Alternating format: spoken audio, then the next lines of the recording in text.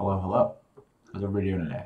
I am James McCool. You guys know that. I am the owner of pater.ghost.io and doing a week 2 NFL breakdown of the full slate situations that are going on, injuries, where we should be looking for fantasy points, best spots to attack, all that kind of good stuff. I'm going to be going off of my own models for the most part. I'm going to be looking at a little bit of stuff over at Fantasy Labs as well on their Vegas tab because I think that their Vegas tab is really valuable.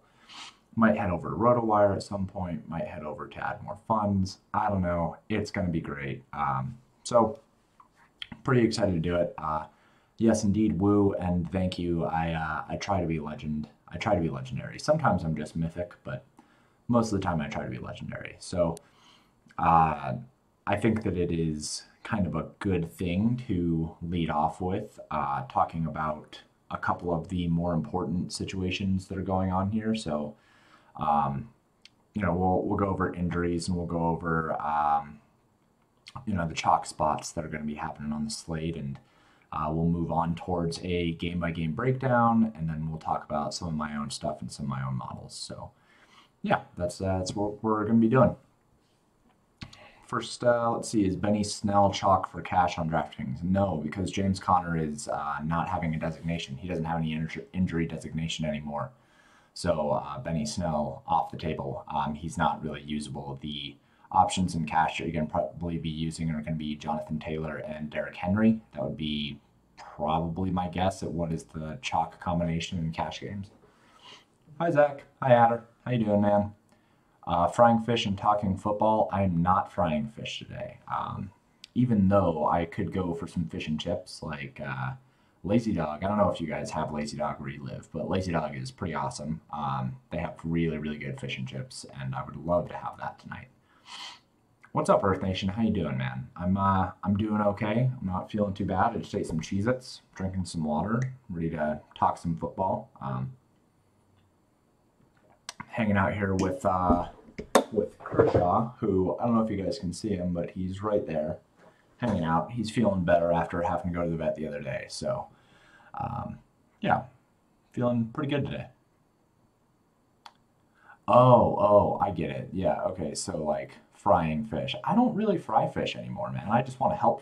I want to help people not be fish. So yeah, we talked about Benny Snell. He was going to be uber chalk because James Conner was supposed to be out, but then it turned out that James Conner had a couple full practices, so he's not going to be out anymore. He should be full go. It makes James Conner an interesting option, but Benny Snell is not really available. According to current ownership projections, highest owned running backs look like they're going to be Ezekiel Elliott, Derrick Henry, and Jonathan Taylor.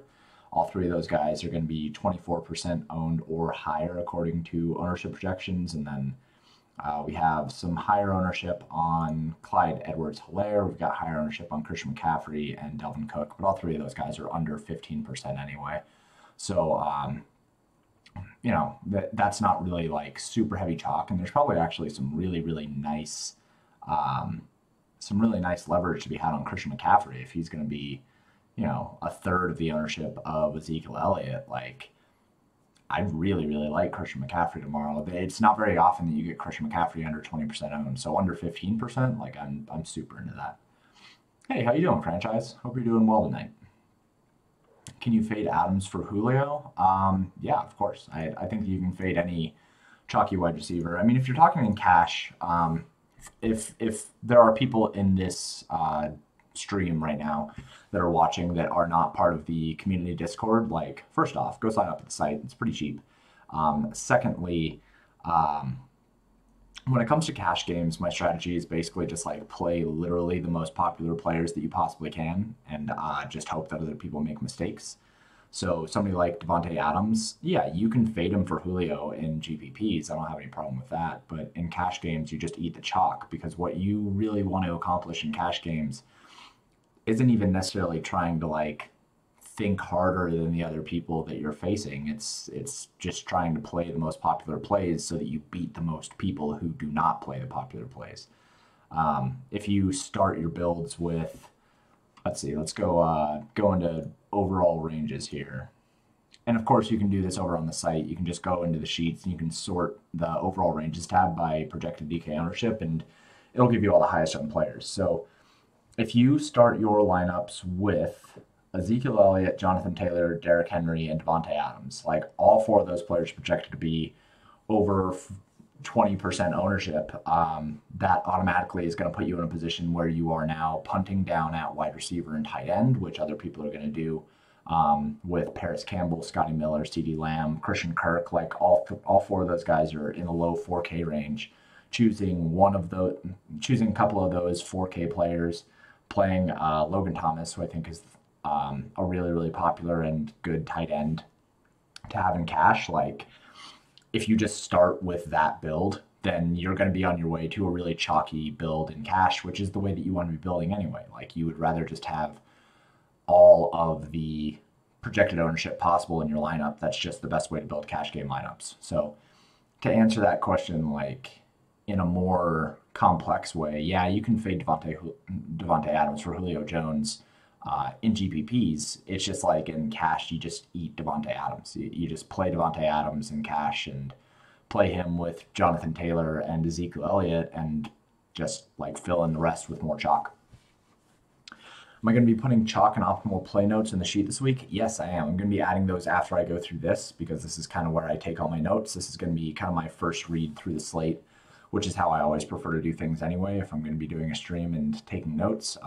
In the same way that I take notes on the pitchers, I'm going to do it the same way for NFL. So it's 8,200 killing your lineup. You need to rejoin the Discord. You absolutely need to rejoin the Discord.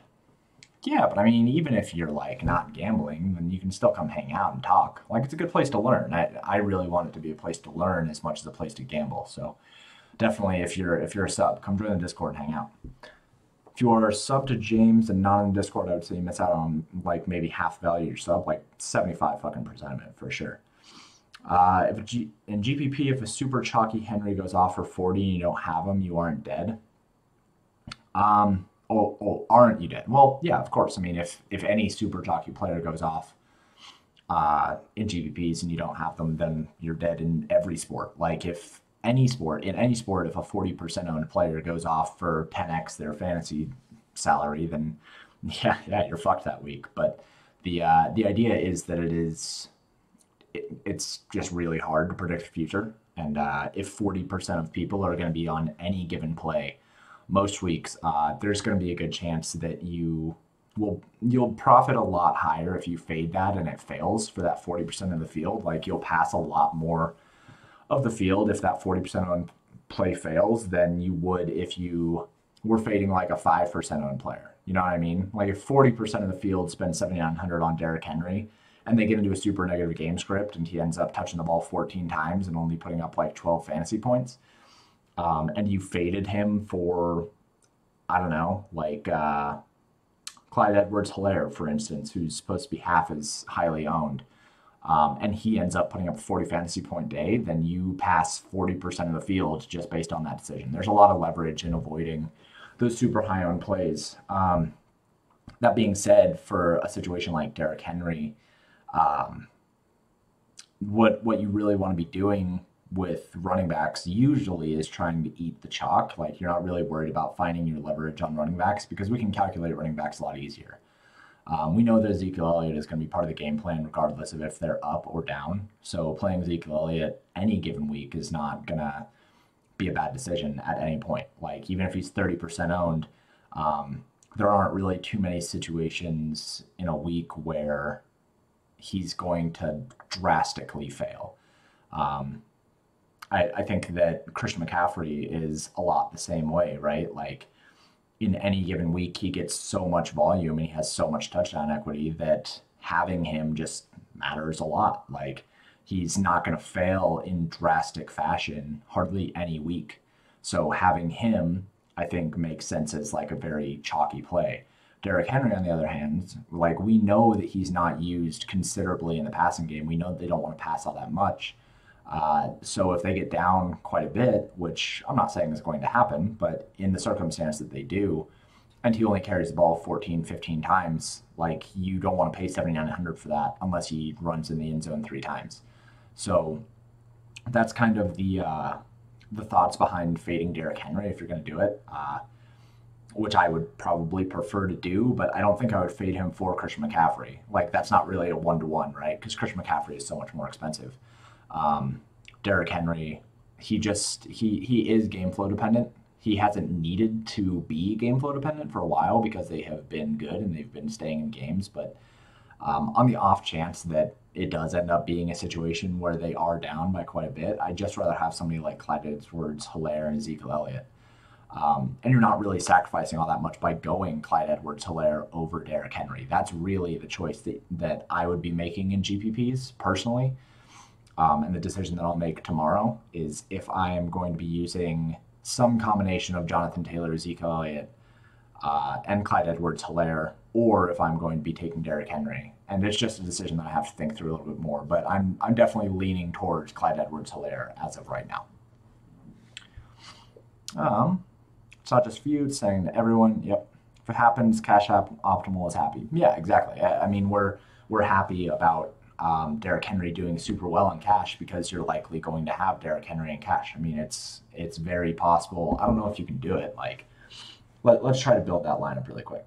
Let's try to build what I think is like one of the chalkiest possible lineups. So Derrick Henry,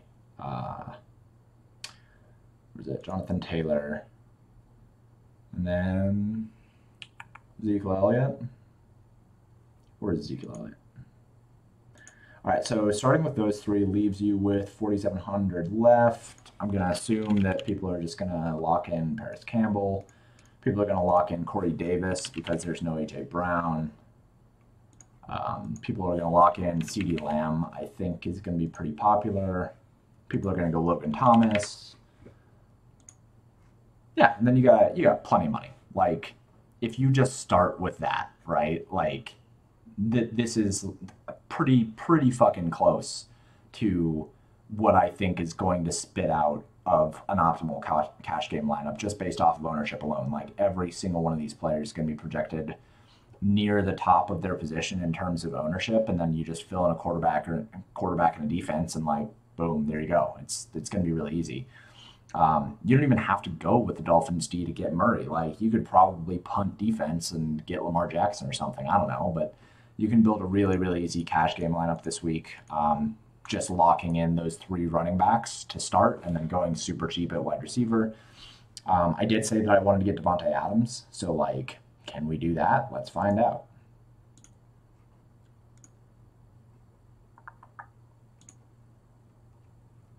Can we do Devontae Adams with Corey Davis? I don't know. It's either going to be CeeDee Lamb or Paris Campbell that is going to be the cash game option. Logan Thomas. Yeah, see, now we're running into some problems. Like, now, even if you take the cheapest defense, you could take the Jets defense against San Francisco. You only have 5,800. Like, you have to make a decision of these quarterbacks. Like, I don't know. It's kind of rough. People might go Mitch Trubisky. He had a really good first game. People might go Gardner Minshew, but like, it's totally viable to get the top four projected ownership players and then just like kind of punt defense and get up to a quarterback. Logan Thomas chalk, yeah. Dolphins D. Is Dolphins defense going to be chalky? The Dolphins play. Oh, Buffalo. Yeah, I'd play the Dolphins defense in that lineup for sure.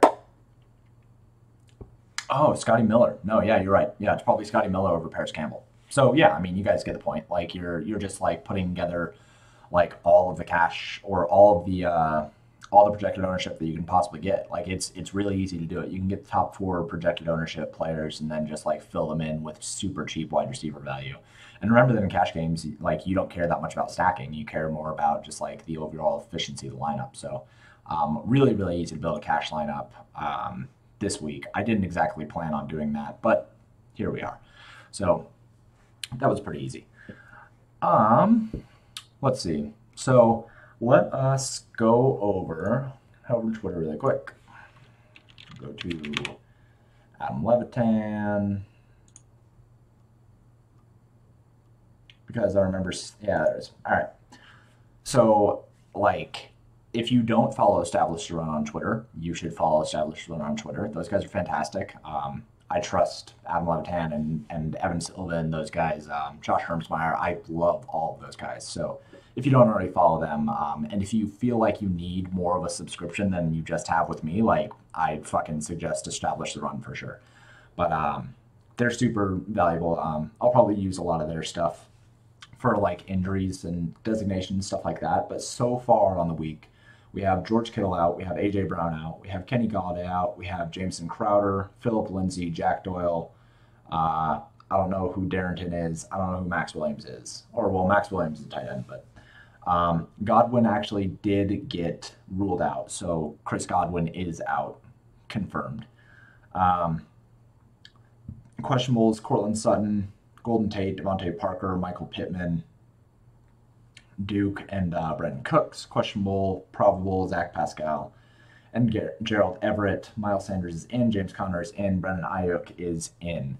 Um, just like kind of going off of all of these things, Kittle being out is obviously massive. Like San Francisco already has so little options in terms of the passing game that they really don't have jack shit to pass to at this point, to be honest. Like, it's really, really bad. Um, that kind of leads me to believe that it is going to be more of a running game plan, which most people would be like, oh yeah, I'm going to play Raheem Mostert, but don't do that. I don't know who is going to be the running back who picks up the majority of the work for San Francisco. We saw them in plenty of games last year where they just kind of like rotated through their three running backs. They had three available running backs, and I don't think that it would just be Raheem Mostert. I do think that they run the ball a lot though in that game. AJ Brown being out, and I'm going to talk about all this in the game by game breakdown a little bit later. But AJ Brown being out is huge for Corey Davis and Johnny Smith to a smaller extent, but it's really just like mostly Corey Davis, and he's only 4K. Like, he's really really easy to fit in, and I think he is probably pretty decent chalk. I don't love him because Tennessee really just wants to run the ball a lot.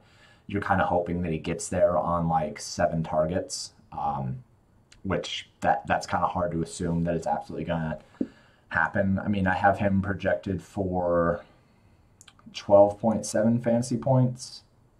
It's okay. Like, that's not great. It's not incredible, but um, if you like in cash games, you don't care. You're just gonna play him. But in GPPs, that's probably a pretty easy fade for me. Galladay being out, I talked about this in the Discord today, but it just kind of like makes the Lions situation from last week pretty much the same situation that they were in. Cephas ended up, what the fuck is that dude's name? Quintez Cephas, he balled out, man. He only got 7.3 fantasy points or 7.3 fantasy points, but if you're in the Discord, like, you saw me post a whole bunch of expected fantasy points stuff, which is not quite ready. It'll be like on the site next week, but initial reports from it have Quintez Cephas as like he should have balled out. He had an expected fantasy point output of 18.82 fantasy points in that game, even though he only scored 7.3. So I think he's really, really valuable going into this next week. If he's going to be treated like that again, he's way, way, way underpriced. And obviously Marvin Jones and TJ Hawkinson both get a pretty big boost. And I'm going to like both of those guys anyway. I'm tempted to go back to a Lions stack that I had last week. Jameson Crowder being out, the Jets really have jack shit. They don't have anything to pass to, and Sam Darnold is just going to get pretty fucked up, I think. Um, that team is really, really bad, and I feel bad for Sam Darnold. They have Brashad Perryman and like two undrafted rookie wide receivers that don't matter at all. And Le'Veon Bell is out, so they're being led by Frank Gore. It's really, really gross. The only reason that you would ever take any Jets wide receiver is if you're an MME. You're not doing it in single to three lineups. Philip Lindsay being out is really big for Melvin Gordon. That's probably going to raise his median expectations quite a bit. Currently, I have him projected for. Let's find him. I know, that's the wrong sheet. JK. So I have Melvin Gordon projected for 16 fantasy points. That's pretty good, all things considered. I think that he's in a pretty good spot here, actually. He's only projected for about 5% ownership, but if you go Melvin Gordon and Jonathan Taylor as your running backs in GPPs, you can afford a lot in terms of upside players at other positions. That opens up quite a bit. So I think that that's a pretty interesting spot to go. In terms of Denver running backs, they really only have Melvin Gordon and Royce Freeman. Royce Freeman isn't going to touch the ball that much, so I really do like Melvin Gordon because of that injury. Jack Doyle being out, it is just kind of more for the Indianapolis like short game wide receivers. I don't think that it's really that big of a deal. I think other people are kind of making it a bigger deal than it is. And then Max Williams and Darrington. I don't know who Darrington is, but Max Williams being out is not that big of a deal. So let's see. Any interest in Jordan Reed? No, no, no. I think San Francisco is just going to kind of go with a huge committee approach and just rotate guys in and out with the lack of depth that they have at every single position. So, and tight end, I think, is a position that this week you can get a lot of leverage based on the ownership that we're seeing. Like outside of Logan Thomas and Mark Andrews, everybody is projected to be under 10%. Travis Kelce is projected at 8.3, Zach Ertz projected at 6.1, Johnny Smith at 3, Rob Gronkowski at 2, TJ Hawkinson at 4. Like, there are such good tight end position plays, and Mark Andrews is only at 14%. Like, I love Mark Andrews, and I just think there's a lot better positions to go than Jordan Reed. Even if you need the money, don't punt that in GPPs, and don't play him in cash. Some Jets fans want to get rid of Darnold. Yeah, that's dumb. They shouldn't get rid of Darnold. Like, he hasn't had any real opportunity to find any success on this team that has just kind of been getting fucked up, and they don't have any options. They have Adam Gase as a coach, who's just brain dead. That dude is a terrible, terrible offensive mind. So I don't know how he keeps getting work and how he keeps getting good, like good recommendations from anybody. He's really, really bad. Darnold is probably going to be an okay quarterback. He's flashed a lot of talent in the league so far. He just needs options. I mean, he needs an offensive-minded coach. Oh, Darrington is the backup Titans running back. Is that why everybody is all fucking stoked on, well, I mean, outside of the regular Derrick Henry love? Is that why everybody is on him? Because, like, I get it. He had 31 carries last week. I understand why people are on him, but yeah, it makes sense. Okay, cool. Thank you. Appreciate that. So that's kind of a breakdown of the key injuries. Let's kind of go over some chalk plays really quick before I get into a game-by-game breakdown. It looks like the chalk at quarterback is going to be Kyler Murray and Dak Prescott, followed by some Matt Ryan and some Lamar Jackson and some Aaron Rodgers. There's not really that much chalk, like when you are just straight up looking at things. I mean, 15% on Kyler Murray is not all that high. 14% on Dak Prescott, not all that high. You're not really going to be fading anything here.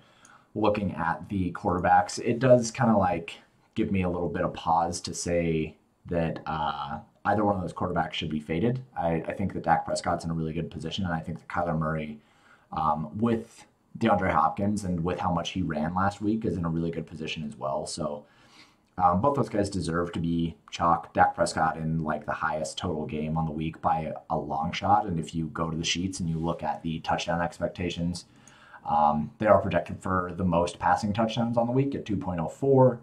So, and that game has the highest game pass touchdown expectation at 4, which is nearly a half touchdown more than any other game on this slate. So he deserves to be chalk. I don't mind Dak Prescott at all. It's interesting that Lamar Jackson is going to be super low owned again. And it's really interesting that Patrick Mahomes is going to be super low owned. Patrick Mahomes looking like he's only going to be like 5% owned. I'm personally not really big on Patrick Mahomes right now. I'm a little bit worried about what that first game showed. He really didn't pass down the field all that much. So I think that there's a little bit of concern in terms of his air yards and what we can expect from that offense this year. But at super low ownership, like, you can take a shot on him for sure. You like the Atlanta side better? Yeah, I mean, I'm hearing that from a lot of people. I heard that a lot in the Discord. A lot of people are saying they like the Matt Ryan side more. for whatever reason. I mean, they're both priced the same. I guess you liking the Atlanta side better is just simply because Matt Ryan only gets there through the air, and it's very obvious who his pass catching options are. It's just Julio Jones and Calvin Ridley. So I get liking the Atlanta side more. I don't have any problem with the Atlanta side more. I have him projected for a little bit more than Dak Prescott. Uh, but I think that on either side, like your expectation is nearly the same. It's a game with a super high total, and both quarterbacks are going to be higher owned. So I think that the only reason why you side with Matt Ryan and GPPs is just because Julio Jones should be lower owned because people want Devontae Adams instead of Julio Jones, which I get. I can see either side of that. I'm fine with either Matt Ryan or Dak Prescott. It's basically the same play. They cost the same. You're hoping for basically the same upside from either one of them. I do have Dak Prescott as the better play in terms of upside, but only a little bit, not all that much. So Darrington was out last week as well. Okay, cool. Yeah, I mean, it's like he's going to carry the ball 30 times if they have the lead or if they're in a really close game. Like Lamar with a cold stack and bring it back with Thielen. Thielen is really interesting. I talked about him a little bit in the wide receiver XFP per G. He overproduced quite a bit last week, but he is going to be like the number one option. I really do like the Colts in terms of upside. Like, nobody is going to be on T.Y. Hilton. Nobody is going to be on a couple of like the bigger names. People are going to be on Paris Campbell, but people aren't really going to be on T.Y. Hilton. And T.Y. Hilton should have done pretty well last week. I had him as an expectation for 17.56 fantasy points, and they passed 80% of the time in neutral game script. That's a lot.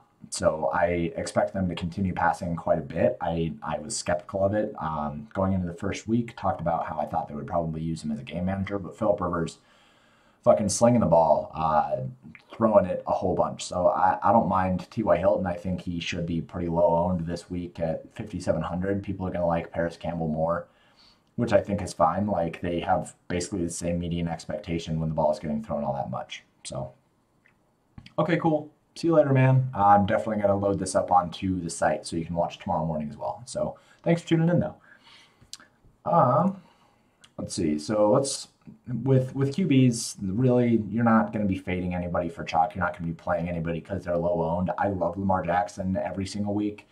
Carson Wentz only projects for 2% owned, and I have him as the second highest projected quarterback on the week. People did not really pay attention to it, but he was throwing the ball really, really deep last week, and the only reason why things didn't work out was because it just didn't work out. But his average intended air yards was 12 yards down the field. That's massive.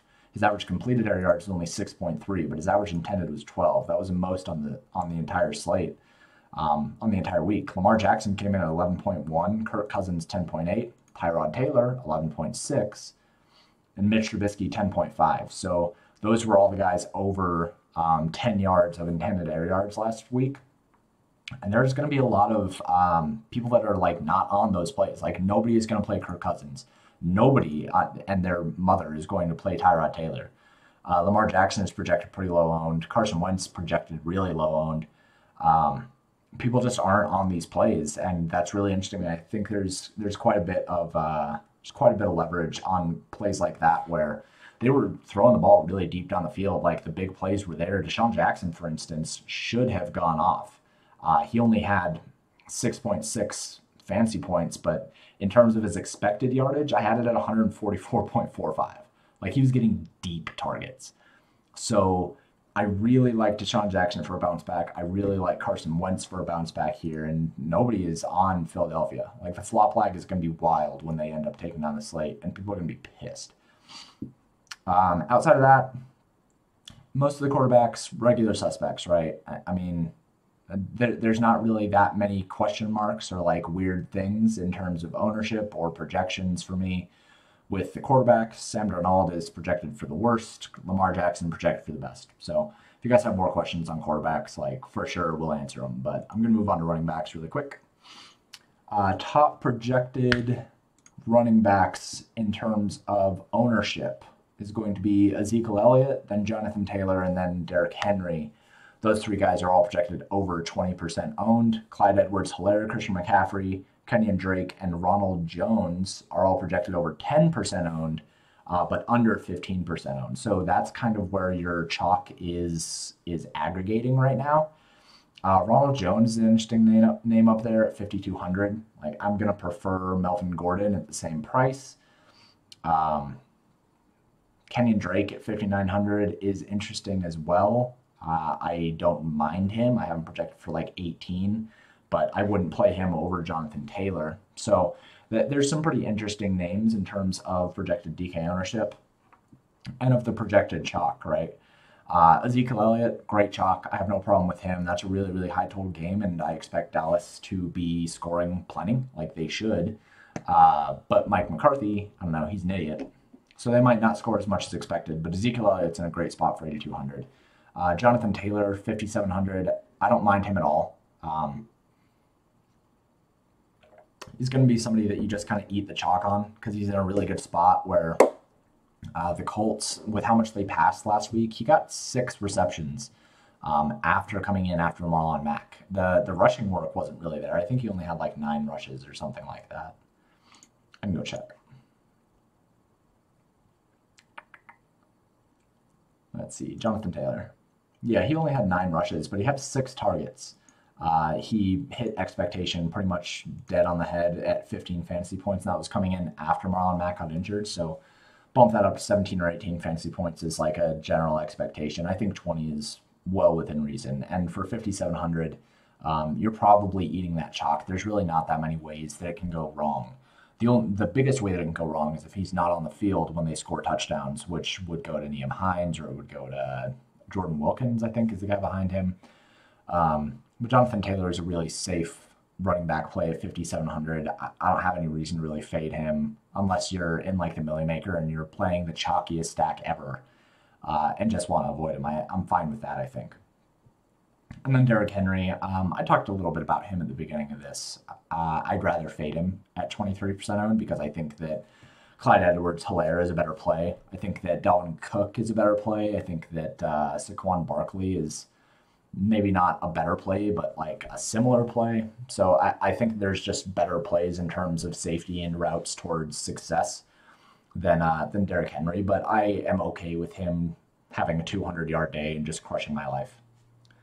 Concern with Zeke, if Tyron Smith is out, their second and third OTs are already ruled out. No, not really. Offensive line matters, but so much of his equity comes in the red zone and comes in the receiving that, you would probably knock down his median expectation from 26 fantasy points to like 23 or something like that. As the highest owned running back on the slate, sure, yeah, I have a little bit of concern there if Tyron Smith is out, but not enough for me to like drastically change the way that I'm approaching the slate. Offensive line and defensive line stuff is valuable to the point of what you can really quantify, but I think that Ezekiel Elliott is still in a position, like with his workload and with how high that total is, that if they come even close to hitting that total, he's going to have 1-2 touchdowns, and if he gets 100 rushing yards on top of that, that's a cherry on top, really. Yet what you really want out of him is like 5 receptions for 40 yards, 80 yards rushing, and 2 touchdowns, and that's still well within reason, even if Tyron Smith is out. So that was kind of the chalk, those 3 running backs: Ezekiel Elliott, Jonathan Taylor, and Derrick Henry. I don't have a problem with any one of the 3. I prefer Ezekiel Elliott and Jonathan Taylor. Derrick Henry, I think that I'd probably avoid. Christian McCaffrey at 12% owned is super tasty, and I would like to try to fit him in the lineup if I can. I'm not sure if I will be able to, but that's really, really interesting. A couple guys that look like they're probably going to be pretty good leverage at running back. Christian McCaffrey for sure. I just talked about him. Aaron Jones, only projected for 6% ownership, but 21 fantasy points. So he looks like he's some pretty good leverage. Saquon Barkley projected for 6% ownership. Miles Sanders projected for 4% ownership. That's pretty hot. Him only at 6K. We know how involved he has to be in the Philadelphia passing game for them to have any success this week. We know that he has been involved in the passing game before. We know that he has taken over that role as like kind of a bell cow back before. So I think that at 6K, if he's going to be 4% owned, he's a really, really solid play. He can compete with guys like Saquon Barkley and Ezekiel Elliott in terms of workload. If the game script is right, he can definitely compete with Aaron Jones, who's $1,000 more. So I really like him at 4% owned. That's pretty nice. And then, like I said, Clyde Edwards-Helaire, one of my favorite running back plays on the slate. I'm sorry that I'm drinking so much water. This is a lot of talking. Let's move on to wide receivers here. Top percent owned wide receivers on the slate going to be Devontae Adams at 23% owned, only wide receiver projected over 20% owned. Then there is a bevy of wide receivers above 10% owned. So Christian Kirk, Paris Campbell, CeeDee Lamb, Scotty Miller, Amari Cooper, Mike Evans, Deontay Johnson, Michael Gallup, Julio Jones, T.Y. Hilton, and DeAndre Hopkins. And then Corey Davis projected at 10%, but I think he's going to be a lot higher than that. So those guys, all the reason why they're all kind of like split up in terms of ownership between 10 and 15% is because they're pretty much all cheap, right? Like Kurt Campbell, CeeDee Lamb, Scott Miller, Deontay Johnson, and Corey Davis are all under 5K. You also have T.Y. Hilton and Michael Gallup, who are under 6K, and then Amari Cooper and Mike Evans. Amari Cooper is going to be high ownership because he is in that game with Atlanta and Dallas, and then Mike Evans is going to be high owned because there's no Chris Godwin. And I actually really like Mike Evans. He had a couple deep ball drops last week that could have changed the entire outlook of how we're treating Tampa Bay right now. And at 6,400, he's one of the highest upside wide receivers in the game. And we know that, especially with no Chris Godwin. I think he's really, really interesting. I would much rather have him than Scotty Miller. I will say that much. Julio Jones projected at 12% owned. That's really interesting. In GPPs, I would certainly prefer Julio Jones and DeAndre Hopkins over Devontae Adams. I think that everybody is going to be on Devontae Adams, and that makes sense. But like he's projected for 23% ownership. I'll bet he comes in at 35 to 40% in the Millie Maker, and I'm just not about eating that. I don't think, especially if I don't have that stack with Aaron Rodgers. So if you're stacking with Aaron Rodgers, yeah, you're eating Devontae Adams. That's fine because he's the only option in that offense. But if you're not making that stack, there's plenty of reason to go with DeAndre Hopkins, who had 17 targets or something like that. Julio Jones at 7,400, I think, is fantastic leverage over Devontae Adams, even though I do think that Julio Jones probably comes in closer to 20. But there's reasons to get off of Devontae Adams for sure. At 8,100 in GPPs, yes, he's a fantastic one-off. I don't mind having him, but I would probably rather have Julio Jones and DeAndre Hopkins. There's a conversation to be had there for DeAndre Hopkins, who is just kind of like the alpha for the Cardinals. Some good points of leverage. So DeAndre Hopkins, like I just said, he's a really good point of leverage. If he's only going to be 10% owned, he has a very, very good chance of finishing as a top 5 play on the week. Amari Cooper, only 13% owned. He projects very, very well. Calvin Ridley and Julio Jones, and this is why it's fine for me to be on Matt Ryan, because his wide receivers project as pretty low owned, all things considered, and they have a higher expectation because that's where Matt Ryan is going to be passing the ball. Tyreek Hill, he is only projected to be 4% owned. If you can get Tyreek Hill at 4% owned on any slate, that's probably a pretty solid decision. Even if he did not show that big play upside in week 1, even if the Chiefs did not throw it deep down the field, we know that it's there. Like, we know that they scheme for it. We know that it can happen. Nobody's going to play Tyreek Hill. And then Adam Thielen and Stephon Diggs. Stephon Diggs is projected to be 2% owned at 6,500. He's probably a pretty solid play. Will Fuller is projected to be 4% owned at 6,300. These are guys that you want to play when they're low owned. There's no reason why people should be valuing somebody like Paris Campbell, who is, there's no reason why somebody should be valuing somebody like Amari Cooper that much more than somebody like Stephon Diggs or I was just talking about him, Stephon Diggs or Will Fuller. Like, both of those guys have huge play upside and are going to be 10% less owned. They're going to be like 4% owned and can break the slate. So those are some really good points of leverage for wide receivers as well. If you go over to the the range of outcomes, like just sort by LevX, sort that column top down, and then you can see who the wide receivers are that look like they're good value in terms of leverage. Finally, let's move on to tight ends. Tight end is pretty much as cut and dry as quarterback was for me. Mark Andrews and Logan Thomas are the only guys who project over 10%. I'm fine with Logan Thomas. In cash games, you're playing Logan Thomas, but in GPPs, tight ends are super touchdown dependent most of the time, unless you're an elite one like Travis Kelce, Zach Ertz, or Mark Andrews. Those three guys think you can play in any given situation, but everybody else is very, very touchdown dependent. And not really people that you want to be playing when they're high owned. So Logan Thomas, pretty easy fade for me in GPPs. I'd rather have Mark Andrews by a lot. I'd rather have Travis Kelce, who balled out in the first week. I'd rather have Zach Ertz, who is a really important part of that passing game for Philadelphia. Jonnu Smith is an interesting part at 4% owned. Like these guys, they all project pretty decently. Rob Gronkowski and OJ Howard, that's an interesting discussion to have with yourself in terms of how you think that Chris Godwin being out affects that. I have them projected pretty equally. My guess is that they probably line up one of them outside in the slot and one of them inside and play them both at the same time pretty often. That wouldn't shock me at all. That's kind of what I'm projecting forward. TJ Hawkinson put up 16 fantasy points last week, only projected for 4% owned, is 5,200, got a pretty decent price bump, but looks like a pretty decent option to get some leverage as well. So tight end, pretty cut and dry. The only place that you're really getting leverage is on Mark Andrews and Travis Kelce. Those two guys are the only ones that I think really have a decent chance to be the top finishers at their position. Everybody else is under 10% owned or under 10% to finish as the top of their position in simulations. So really like Mark Andrews, really like Travis Kelce. I much prefer paying up at tight end this week, which is probably going to be very, very different than what the rest of the field does as they're playing the Logan Thomases and the, let's see, who else is cheap? OJ Howard, Jordan Reed, Mo Alley Cox, like all these guys I think are going to be pretty high owned. Whereas I think the more expensive tight ends are going to make it pretty unique.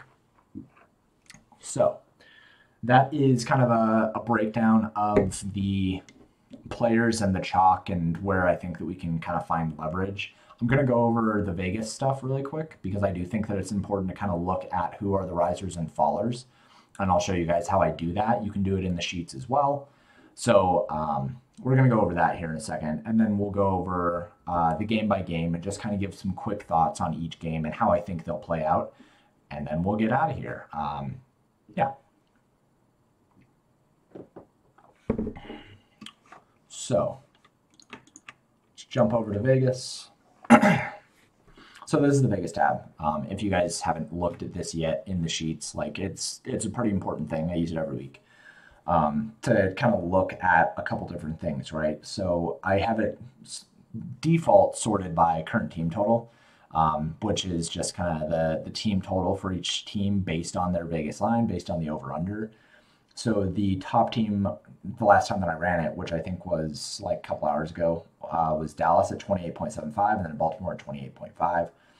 Three teams at 28, Tampa Bay, Green Bay, Kansas City, 27.5 for New Orleans, who are not on this slate, 26 for Arizona, 26 for Indianapolis, Tennessee at 25.75, and then we kind of start getting into these middlings.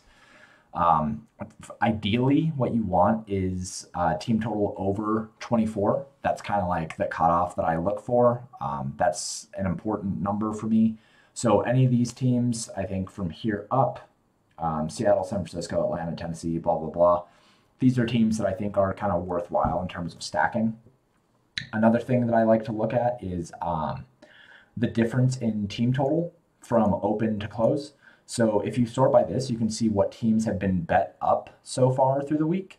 Atlanta started with a team total just 21.25. They've gone up to 24.75. That's an important jump. Jacksonville going from 15.75 up to 18.25. That's a pretty big jump. Green Bay from 26.25 to 28. Pretty big jump. So those things matter. It means that there's enough money coming in that Vegas is pushing the total up. We want to follow Vegas. We want to follow where the money goes. So looking at the team total difference is pretty important. You can do the same thing over here in terms of the total. So you can see that the total for the Atlanta-Dallas game has gone up 3.5 points. That is entirely coinciding with Atlanta being bet up from 21.25, so limiting that spread. People think that it's going to be a closer game. The total of 50 for Baltimore-Houston has actually gone down 4.5 points. That has kind of coincided with both teams getting bet down a little bit, which to me kind of strikes it as people thinking that Baltimore is just going to blow out Houston and that they're not going to compete. So that's why both teams have kind of gone down. They think that it's about a touchdown spread. You can see that. But people think that it's going to be a bit of a blowout. So Green Bay Dallas 49.5. This is up 3.5 points. That is mostly due to Green Bay, but we also have some improve from Detroit as well. So you can sort by current total and kind of compare against the total at open. Another important thing that I usually do is look at the difference between the sharp and the public. So when you sort this from top to bottom, what you're seeing is the amount of money that's been put on the spread versus the amount of bets that have been placed on the spread. So the amount of bets that have been placed on the spread is the total amount of bets that have actually been placed on that spread for that game. Whereas the amount of money is how much money has been involved in those bets. If there's a lot of bets on a spread, but not a lot of money on a spread, it means that the public is trying to bet that spread. If there's a lot of money on a spread, but not a lot of bets on the spread, that means that sharps are betting it, or a lot of money is coming in on it from condensed sources. So if you sort by the amount of money on the spread, that's going to tell you where the people with the money are going. If you look at the difference between where the money is going and where the bets are going, that's where the sharps are likely betting. That's where the people with the money and the connections are putting their money. So most of the money, like the biggest sharp difference, is going to be on Dallas to cover the spread, and then Green Bay, and then Washington to cover the spread, and then Tennessee, and then Tampa. So I wanted to show you guys that too. I don't know how many people utilize Vegas tab, but it's probably not enough. I think that it's a pretty important thing. So last thing that we will do is kind of go over, oh wait, still need that. So last thing that we are going to be looking at in the sheets is going to be the goal line splits and touchdown projections. So this is taking the current splits on all the teams for their pass run in the red zone and comparing that towards the implied amount of touchdowns that they're supposed to have, and then breaking it up into rushing and passing. Yeah, man, happy to explain it. I think that that's kind of something that I should do a little bit more, is explain some things. Actually, I want to put together some tutorial videos and all the tools. I just haven't because I haven't. I don't have a reason. So, yeah. So this is going to be telling you how many touchdowns each team is supposed to be scoring. So you can see that Dallas passes 66.67% of the time in an adjusted threshold. But then in the red zone, they drop down to 61%. Minnesota passes 63% of the time, but then in the red zone, they had only one pass last week in week 1. So they're definitely a very run-heavy team, and that makes sense compared to last year as well. Philadelphia passed on all 4 of their plays in the red zone, 100% of the time. Cincinnati also passed on all 3 of their plays in week 1, 100% of the time. So these are the kinds of things that I look at when I'm looking at touchdown expectations for players, and this is how it's broken up into these things. So each team, if they have a higher pass rate in the red zone, they're likely to have higher passing touchdowns, because we know that more touchdowns happen in the red zone than happen outside of the red zone. That's actually where the vast majority of touchdowns happen, is in the red zone, not on big plays outside of it. So what teams are doing in the red zone matters significantly more than what they're doing outside of the red zone. So all of my touchdown expectations assume a lot more weight on the kind of plays that they're playing in the red zone.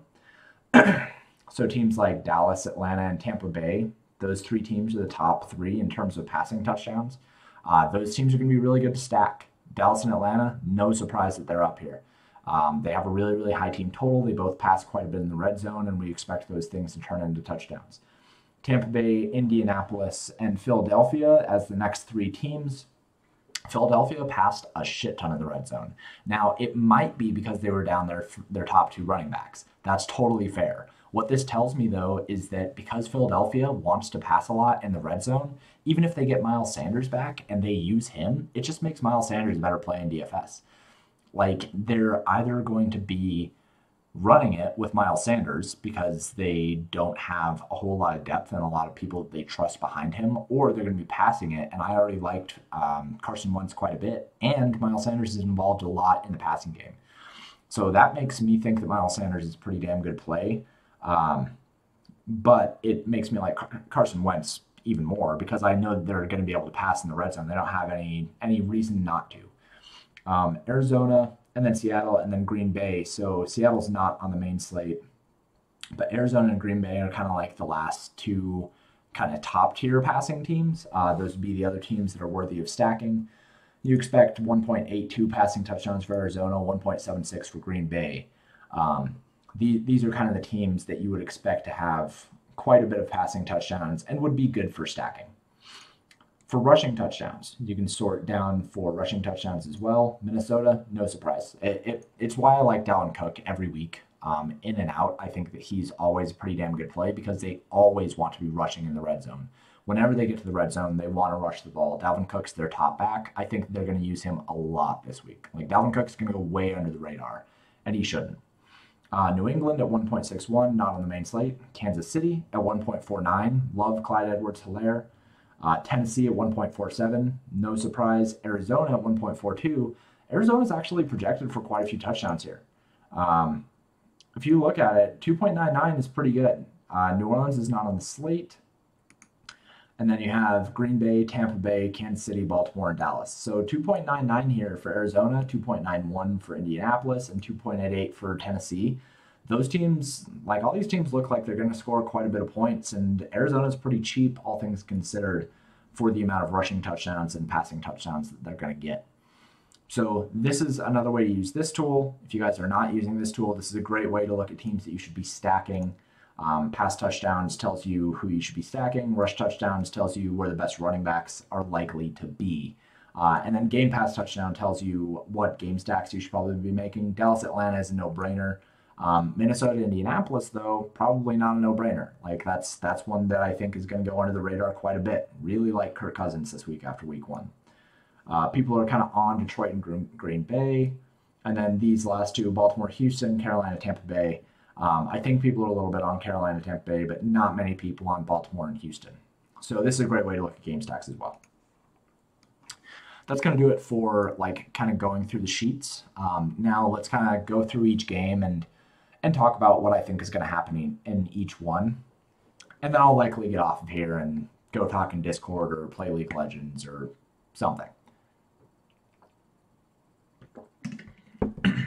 So this first game, Detroit at Green Bay, it just makes sense that Aaron Rodgers is going to continue to pass. I think without Mike McCarthy there, they're just going to kind of let him loose. He looked renewed in the first week. People that thought that he was dust are saying that he's not dust anymore, and he played very, very well. I don't have any problems with using the passing game there. Aaron Rodgers, Devontae Adams, Allen Lazard, all fine plays. The Lions looked pretty bad, all things considered, but Quintez Cephas looked really, really good, and he's super cheap. Without Kenny Galladay, I don't mind going back to a Lions stack. The understanding is that they should be playing from behind here. So especially if they're going to be playing from behind and passing a lot, I don't mind going back to Matthew Stafford with Marvin Jones, TJ Hawkinson, or Quintez Cephas. I really, really like going back to that stack and using it as a game stack because nobody's going to do it. A lot of people are going to play Devontae Adams, but not a lot of people are going to play a Lions stack with Devontae Adams. So I like both of those spots. The one thing I did want to mention in this game is that Adrian Peterson actually kind of looked good last week. 14 attempts for 93 yards, 3 targets, 3 receptions for 21 yards.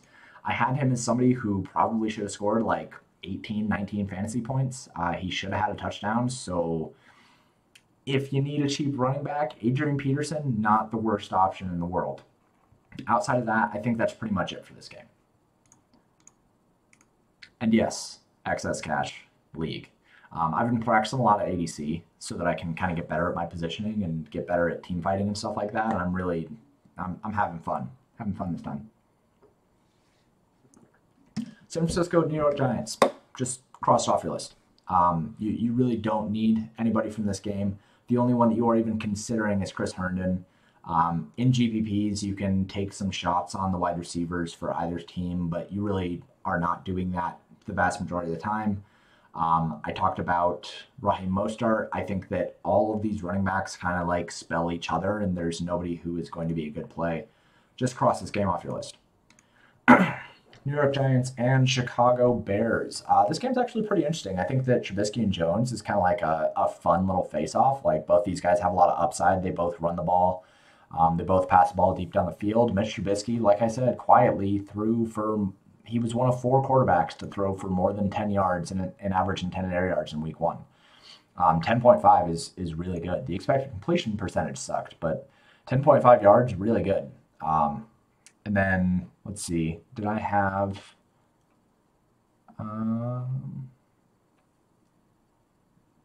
Daniel Jones, 6.8 yards, pretty bad. So, but these guys have some upside, all things considered. I think this is an interesting spot to stack.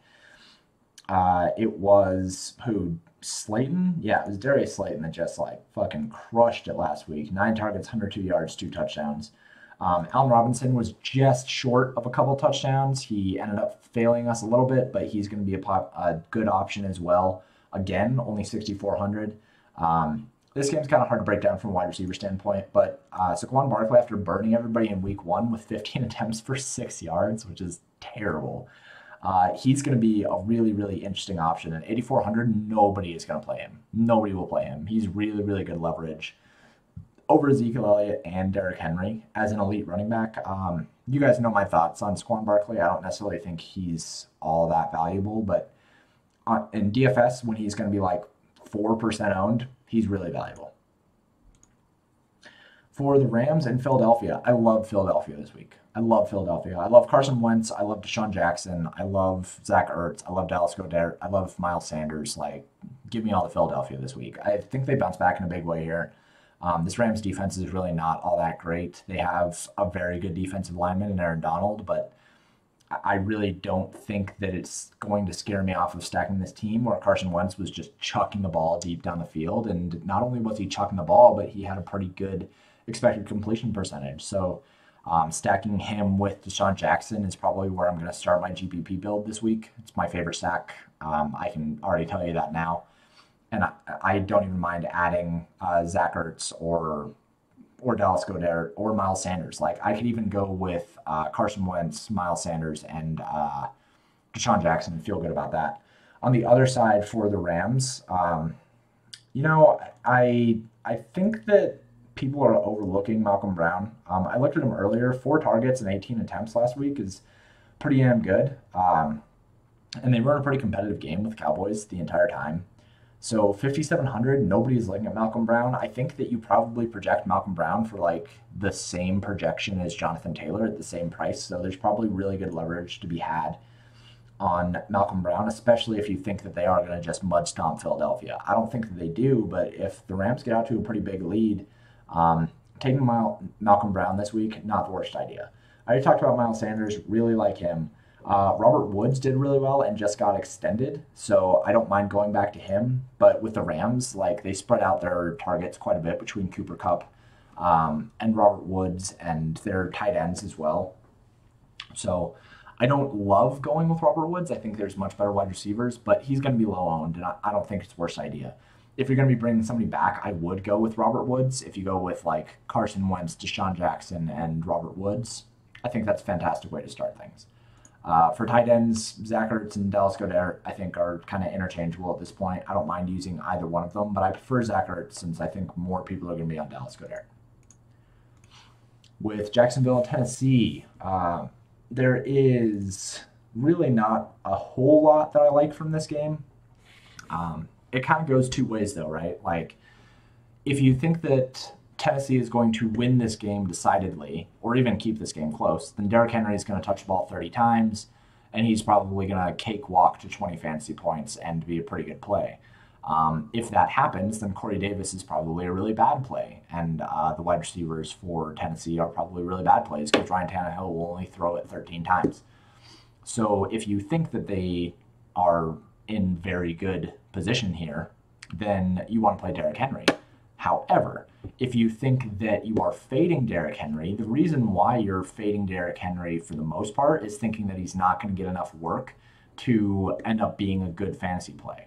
The only way that he gets not enough work to be a bad fantasy play is if Jacksonville gets a lead. The only way that Jacksonville is getting a lead is if Gardner Minshew and DJ Chark and the wide receivers for this Tennessee team end up doing really, really well. So all three of these guys ended up doing pretty well. Laviska Shenault ended up doing the best of the three because he had a touchdown, but Keelan Cole ended up doing pretty well with touchdown as well. DJ Chark, I think, led the team. No, he was the least. So any three of these guys I think makes sense. What you're doing here is you're saying, okay, I'm going to pair Gardner Minshew with Keelan Cole and DJ Chark, or Keelan Cole and Laviska Shenault, and then you're bringing it back with Corey Davis. That's the way that you play Corey Davis. The only way that I think he really gets there in GPPs is if Jacksonville gets a lead on them and you're bringing him back as an opponent piece of the stack. So that's my advice on this game. Otherwise, I'm really not touching it. I think that Jacksonville kind of looked pretty good week one, but not incredible. Gardner Minshew still wasn't throwing the ball deep down the field, so I don't really care about using him unless I'm going to be doing Gardner Minshew with Keelan Cole, Laviska Shenault, and Corey Davis. Tampa Bay, Carolina. Let me get some water really quick. Christian McCaffrey looking like he's going to be way under-owned here. Only projected for like 12% ownership. I have a lot of interest in him. I think that he's a very, very, very, very good GPP play if he's going to be that low owned. As far as other players for Carolina, one sec. Let's see. It was DJ Moore who led the team in terms of expected fantasy points. They did pass the ball 78% of the time in neutral objectives. So DJ Moore expected fantasy points of 17. Robbie Anderson expected fantasy points of 14, even though he led the team with 23 in week one. So I prefer DJ Moore. But there are stacking options for this team if you think that this game is going to go up to the total. This is a pretty good game stack. You could end up going with a Carolina side where you go with Teddy Bridgewater, Christian McCaffrey, and DJ Moore and bring it back with Mike Evans. Or you can go to the Tampa Bay side, go with Tom Brady, Mike Evans, Scotty Miller, and DJ Moore or Christian McCaffrey. I think there's a lot of game stacking potential in this one. Tom Brady was not as bad last week as the results show. There were some pretty bad drops by Mike Evans, and I think that he continues to kind of go deep to him. I love Mike Evans as an individual play. I love Christian McCaffrey as an individual play. And DJ Moore is a pretty good off-the-board GPP pick that I really like quite a bit. Carolina passed a lot. 78% of the time is a lot. That's nearly as much as Indianapolis did. So any of the wide receivers or Christian McCaffrey from Carolina, I think is going to be a pretty good play. For the tight ends here, Gronkowski and O.J. Howard, basically the same price. I don't mind either one of them. I think they both have to step in here with no Chris Godwin. And then Ronald Jones looked like he should have been a bit of a better play last week. 17 attempts, 3 targets. He should have had a touchdown too. He was used quite a bit in the red zone. So I think that's probably what they are going to continue to do. I don't mind Ronald Jones at 5,200, but I prefer Melvin Gordon. Denver and Pittsburgh. I wasn't really that impressed with Pittsburgh's offense. I think that Big Ben is pretty much done. He looks like trash. James Conner is glass. Juju Smith-Schuster is not that good of a wide receiver, so I don't really like Pittsburgh's offense all that much. I think this is probably a pretty lame game, but I could be wrong. They could come out and be explosive in this next one, but Denver's offense is not explosive. It's pretty bad, especially without Cortland Sutton. The only thing that you're saying here is that you hope that Denver is going to get out to a lead and just use Melvin Gordon a lot. I think they probably use Melvin Gordon a lot anyway. He ended up with 15 attempts and 3 targets last week. I think you can probably say that he's going to have anywhere between 4 and 6 targets without Phillip Lindsay and somewhere between 16 and 18 carries. So his median expectation for volume should be really, really good at only 5,200, and I don't think that Pittsburgh pushes out to a big lead here. So Melvin Gordon is definitely the top option in this game. Who was it? Jerry Jeudy was the popular pick. He didn't do jack shit. Noah Fant ended up doing pretty well, 6 targets and a touchdown. Ended up pretty good, 81 yards. I don't mind him at 4,400, but it's really just Melvin Gordon for me in this game. I don't think this game is going to be really high scoring, but I do think that Melvin Gordon gets a lot of touches. Atlanta, Dallas. Game stack. Yeah, I mean, you can see everything in the sheets. You guys don't need me to talk to you about this one. You can use pretty much any one of the main receivers in this game, any of them at all. You can do whatever you want. Ezekiel Elliott is a great play at 8,200. Todd Gurley is an okay play, not great. He did have 5 targets last week. Like, he should have done better. If this game is competitive, then he's going to see more attempts as well. So 6,100 could be some decent flop lag on him. I don't mind him at all. But definitely think that you're focusing on wide receivers and Ezekiel Elliott here. You can use any one of these top 6 wide receivers. Just fucking spin a roulette wheel. Russell Gage actually looked really, really good. 12 targets last week. I don't know if he's going to be popular, but he should be. Only 4,800. I think he's fantastic. Just stack this game. Minnesota, Indianapolis. This game is actually really interesting. Kirk Cousins ended up throwing the ball really, really deep last week. Again, one of 4 wide receivers one of 4 quarterbacks to have an average intended air yards over 10, and he is a very accurate thrower, so that's really interesting. Adam Thielen ended up way overproducing, but he is the top dog. 8 targets, 6 receptions, 110 yards. Even if he didn't have 2 touchdowns, he would have paid off totally fine. Outside of him, who was the secondary wide receiver? Justin Jefferson had 3 targets. Zach Pascal's on Indianapolis. Olisby Johnson had 4 targets. So it kind of looks like they were spread out outside of just Adam Thielen. The best way to do this would probably be to stack Indianapolis and just bring it back with Adam Thielen, like Coach was saying earlier. That's probably a pretty sharp way to do it, but this game actually has some pretty decent stack potential. If you don't think that it's going to be high scoring, you probably want Dalvin Cook. Dalvin Cook should, if Minnesota wins this game, which I think they should win this game, Dalvin Cook should have somewhere between like 22 and 26 touches and 2 touchdowns. He's going to carry them if they're in a competitive game that they don't have to be throwing from behind because Aaron Rodgers went nuclear. Dalvin Cook is definitely my top option in this game by a long shot, then followed by somebody like Jonathan Taylor. Jonathan Taylor is a pick that I don't really need to talk you guys into. He's the chalk option for a reason, but he's a good play as well. You could play both running backs from this game if you think it's going to be sloppy, but you probably just want to play one since the other one is probably not going to be as involved. If the Vikings get out to a 2-touchdown lead, Jonathan Taylor probably isn't as involved as we want him to be. And if Minnesota gets down 2 touchdowns, then Dalvin Cook won't be as involved as we would need him to be. So don't play both together, but I love both running backs, and I like both passing attacks quite a bit. Adam Thielen is the top wide receiver for Minnesota, but then you have T.Y. Hilton, who I think is fantastic and going to be underrated, and Paris Campbell, who's really cheap. There's a lot to like in this game. And Kirk Cousins is only 5,900. Philip Rivers is only 5,900. There's a lot of value to be had in this game. Buffalo and Miami. Josh Allen had 3 touchdowns last week. Looked really, really good. Him and Stephon Diggs connected. Him and John Brown connected pretty well. John Brown ended up with 10 targets. Stephon Diggs ended up with 9 targets. So this is a really, really skinny target tree.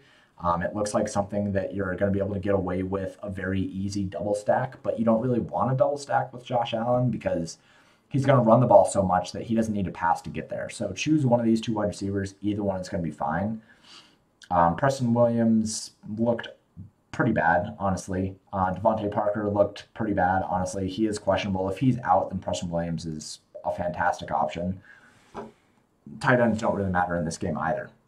As far as running backs go, Zach Moss, Devin Singletary are going to be splitting quite a bit of work, and the Miami running backs are just the Miami running backs. Don't touch them. This game is interesting just simply for Josh Allen and Stephon Diggs and John Brown. Outside of that, don't really love any of it. You could use naked Josh Allen in cash and get away with it, though.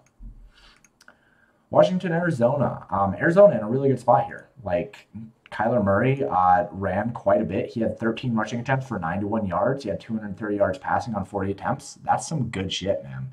That's like some really good fantasy shit. So him at 6,100, there's a reason why he should be chalk, and I think he's in a really good spot here. DeAndre Hopkins at 7,700. 16 targets, 14 receptions, 151 yards, no touchdowns. Yeah, he's going to score some touchdowns this year. So that price is probably about right for him, 7,700. And then Christian Kirk's going to be popular, but he only had 5 targets last week. It really wasn't that great.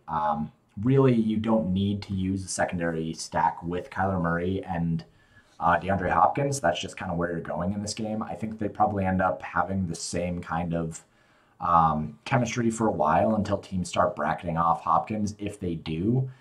But yeah, I mean, Kyler Murray, he's going to run a lot. He's going to pass a lot. DeAndre Hopkins is priced effectively. That's a really good combination that I don't mind at all. You can bring back Terry McLaurin, who had 7 targets last week. Ended up doing okay, not great. Dwayne Haskins is not incredible. And then for the running backs in this game, it seems like people are on Kenyon Drake. I think I'm okay with that, but the workload really isn't there for his price, right? I mean, there are other running backs that we've talked about throughout this stream that are just in a better position in terms of their price per touch. So don't really love Kenyon Drake, and Peyton Barber ended up way overproducing for what he should have done. He only had 29 yards, but had 2 touchdowns. So I don't think there's really anything there for Washington. In this game, it's really just about Kyler Murray and DeAndre Hopkins, and you don't even really have to bring it back with anybody because the volume is so good for both of them. Kansas City and the Chargers. This one's actually interesting. So because Tyrod Taylor was throwing the ball so deep down the field, it didn't really result in too much. What was his expected completion percentage? Because he was throwing the ball 11.6 yards per throw, only 55, so that makes sense. He wasn't very accurate with it. But he was throwing the ball really deep, and if a couple of those complete, if he continues throwing it deep and a couple of them are complete to Mike Williams, who, by the way, is a fucking great play this week. 9 targets, and those targets are all like 11 yards down the field. Yeah, Mike Williams at 4,200, fucking good play this week. Especially if you stack up Kansas City, bring it back with Mike Williams just makes sense. You can go with Patrick Mahomes, Travis Kelce, or Tyreek Hill. Both are going to be relatively low owned with Mike Williams as a comeback, and that can be a really, really hot stack. Mike Williams is really cheap and a super high upside play here, especially if you think Kansas City gets out to a lead. If you think that Kansas City is not going to be as high-flying of an offense like I do, because Patrick Mahomes really wasn't throwing that far down the field in that first game, and he averaged well over 8 yards of intended air yards last year. He was only at like 4.5 in the first game. Then you're going to want to be on Clyde Edwards-Helaire, who I think is one of the best running back plays on the week. He's not getting near as much inflation as he should. People are pissed off that he didn't score the touchdowns, but he really should end up getting a lot of work and a lot of red zone work, and they just use their running backs in the red zone anyway. So Clyde Edwards-Helaire might be my top running back option on the slate, period, in terms of GPPs and leverage and ownership and everything like that. What do I think of Eckler? Yeah, I mean, he had 19 attempts. He had only 1 target. That's what people are mad about. Let me go see how many expected fantasy points he had. Because I imagine that it's not as bad as people are making it out to be.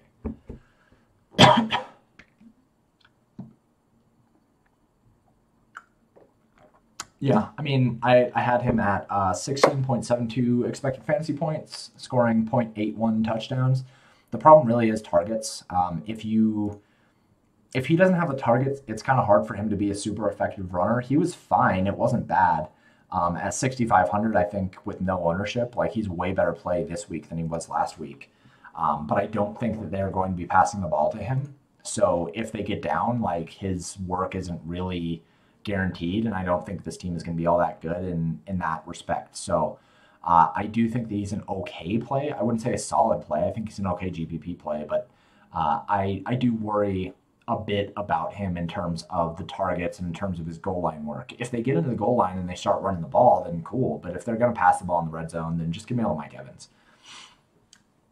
But this game, kind of a sneaky upside game stack here. If you think that Kansas City is going to be high flying, like Mike Williams, fantastic play. And if you think that Tyrod Taylor connects with Mike Williams once or twice, then you're going to want some Tyreek Hill, or you're going to want some Travis Kelce, because then the Chiefs are going to have to pass to come from behind. So pretty sneaky little spot here. You could use, and we talked about this in the Discord, as a secondary correlation stack, you could use Tyreek Hill and Mike Evans, and Mike Williams in the same play with another game stack.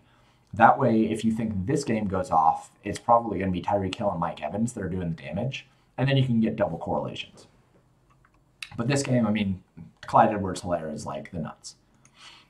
And then finally, Baltimore-Houston. This is the last game of the slate. Baltimore is a fantastic stack, however you want to cut it. If you want to use Lamar Jackson with Mark Andrews, that is my preferred route. If you want to use him with Marquise Brown, that's totally fine too. But Lamar Jackson's fantastic play. Mark Andrews is the top tight end play on the slate for sure. Really, really like him going into that game as well. So really like that stack. For Houston, like people are not talking about Will Fuller, but Will Fuller had 10 targets last week and 112 yards and no touchdowns. He is like the alpha dog. Now, there's no DeAndre Hopkins. He was used in a lot of different ways. He was getting short passes as well, which is really big for his development. So you really have to like Will Fuller for going into this game with that many targets and that much usage, especially against a team that people think is going to blow them out.